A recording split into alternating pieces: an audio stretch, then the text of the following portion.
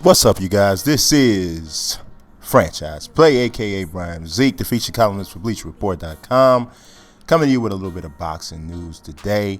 Tons of news, man. I'm just gathering this stuff up through the week, man. It's crazy, you know. But let's start it off talking about who else. The pound for pound king, Floyd Money Mayweather.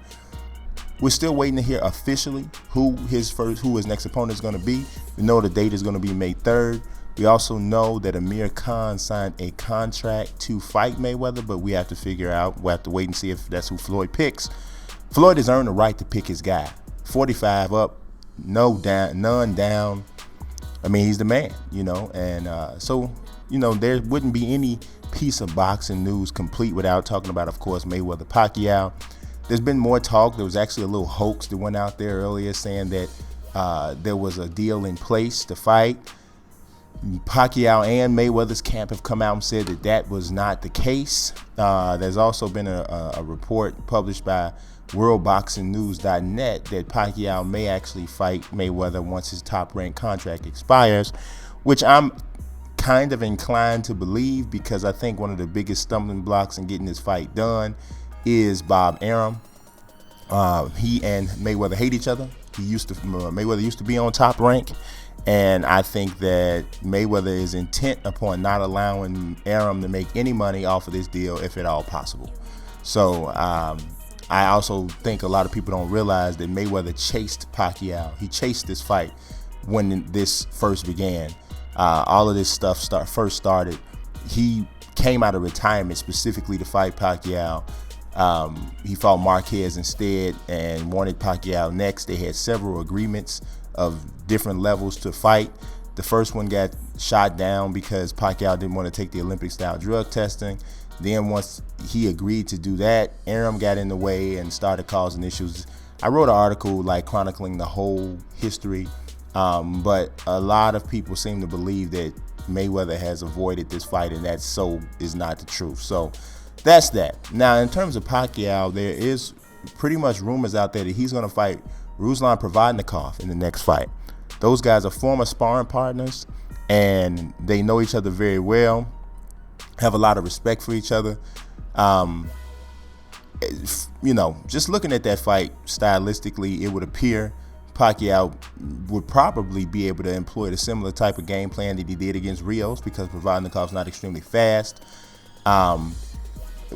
The consensus thought is that Provodnikov has a great chin. We don't really know that for sure, though, because we've seen him really end with, you know, Mike Alvarado, who's not a titanic puncher, and then Timothy Bradley, who we know is not a big puncher, is an excellent boxer, but not a big puncher. So we don't know for sure if Provodnikov really does have that chin. What we do know is he hits like a ton of bricks.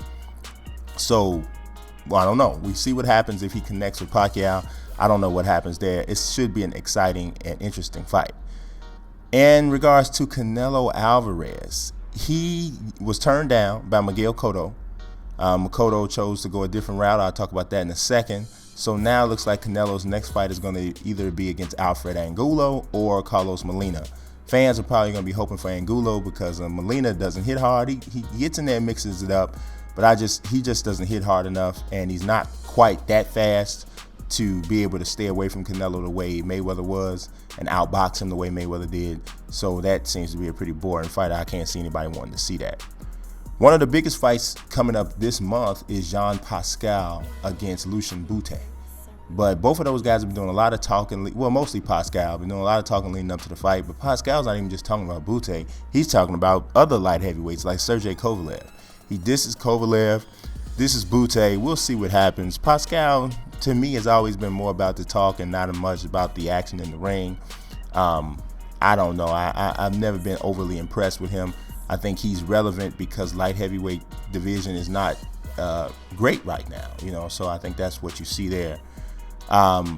Julio Cesar Chavez Jr. wants the winner of Robert Stieglitz and Arthur Abraham.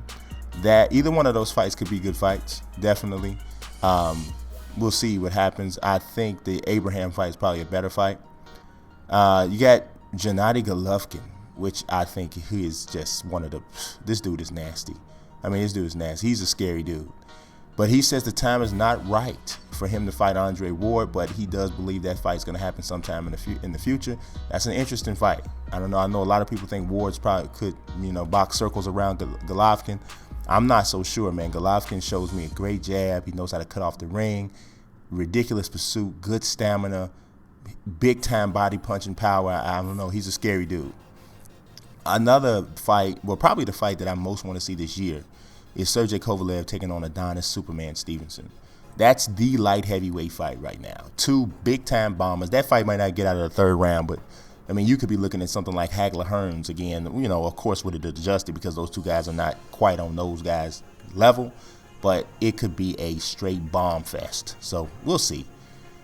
Lomachenko.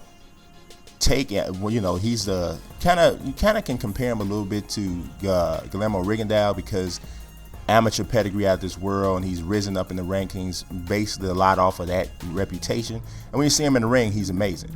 But he's about to challenge Orlando Salido for the WBO title, I believe. And Salido thinks that him getting a title shot is disrespectful. But he's going to fight him anyway, but he thinks it's disrespectful. I know Lomachenko is very skilled, so that's going to be a very interesting fight. The Ring magazine, speaking back of Golovkin, they gave him Fighter of the Year, which is hard to argue with that, even though a lot of people think that Floyd should be that guy. So that's that. The Abner Mares-Johnny Gonzalez fight is postponed due to a Mares injury. You might remember Johnny Gonzalez knocked Abner Mares out. So that rematch has been postponed. Now, I mentioned Miguel Cotto turning down Canelo. Well, he turned down Canelo because he's actually more interested in going to fight Sergio Martinez, the lineal middleweight champion, in June. So I think for Canelo, to be honest, it was a smarter choice. Definitely a smarter choice. I mean, the last few fights we've seen from Sergio Martinez, he looks, he doesn't look anything like the Sergio that we saw knock out Paul Williams, outbox Julio Cesar Chavez, even though I think that the Julio Cesar Chavez Jr. fight was the last time we saw him really look good, but in the 12th round is when he fell apart, and I think that his career has been looking on the downskid since that round. So I think it was a smart fight for Canelo, for Cotto, especially the way Cotto looked in his last fight against Delvin Rodriguez. So I think it's definitely a fight he can win. As regards to the heavyweights, Derek Chisora, Tyson Fury, that's still talking, but then again, who really cares? We talked about Provodnikov and the Tim Bradley fight. That was actually one of the rounds in that fight was named Round of the Year by ESPN, and also the Fight of the Year. It's hard to argue with that. A big-time prospect, and now he's getting a title shot, is Terence Crawford. He's going to get a title shot against Ricky Burns in March. That's a fight Terence Crawford can definitely win. Ricky Burns has great heart, but Terence Crawford has that real deal. And I'm telling you, you might want to really check that out. That's going to be a good fight. Now, also, a colleague of mine for Bleacher Report, his name is Kevin McCrae. Follow him on Twitter at McCrae Boxing. He did an awesome piece called The Awesome Images of Boxing, or his awesome yearly recap of best boxing images is what it's called, I believe. But I'll put the link in the description, as well as the link to pretty much everything else I'm referring to in this video. You should check that out. Works like a year-end review via pictures, and it goes month by month, so it is pretty cool. Now, that's really most of what we have, or what I have for you in regards to fight news, or really big time fight news for this week. I also forgot to say Adrien Broner is trying to make a comeback. Of course, it's not really that much of a comeback. He just lost one fight, but he wants to come back and says he may target newly crowned welterweight champion Shawn Porter. Hopefully, for Broner's sake, he's worked on his defense and a little bit protecting that body a little bit more, because I think that was one of the biggest keys to Maidana pulling that upset is banging that body. He banged the body early, stayed with it, and never let it go. And Broner has, Malinachi kind of showed the blueprint with going to the body. It was the only thing of it was Malinachi didn't have the power to really take advantage of the shots he was able to land. Maidana came in with that power and was able to take advantage of how easy it is to hit Broner, unfortunately, for him at least. So that's it. I promise that is it. So you guys stay tuned, subscribe, follow. More boxing news, more sports, period, coming up. Peace.